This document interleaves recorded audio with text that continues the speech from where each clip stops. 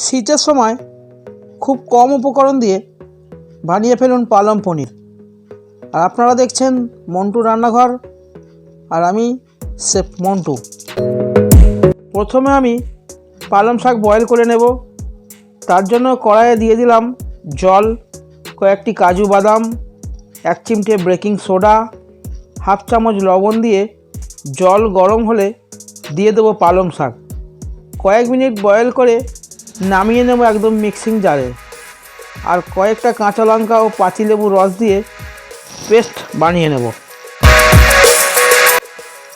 এবার কড়াইয়ে ঘি ও সামান্য সাদা তেল গরম করে দিয়ে দিলাম গোটা জিরে, রসুন কুচি আর কোচানো পেঁয়াজ। পেঁয়াজ একটু ভাজা ভাজা হয়ে এলে দিয়ে দেব সামান্য একটু লবণ আর হিং।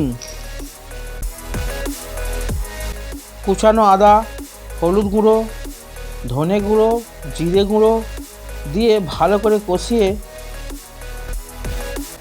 দিয়ে দেব কুচি করে রাখা টমেটো।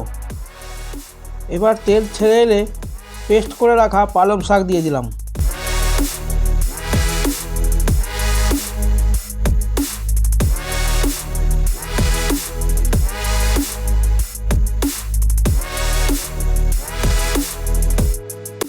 ভালো করে কষিয়ে নেবার পর এই সময় পরিমাণ মতো লবণ ও চিনি দিয়ে দেবেন।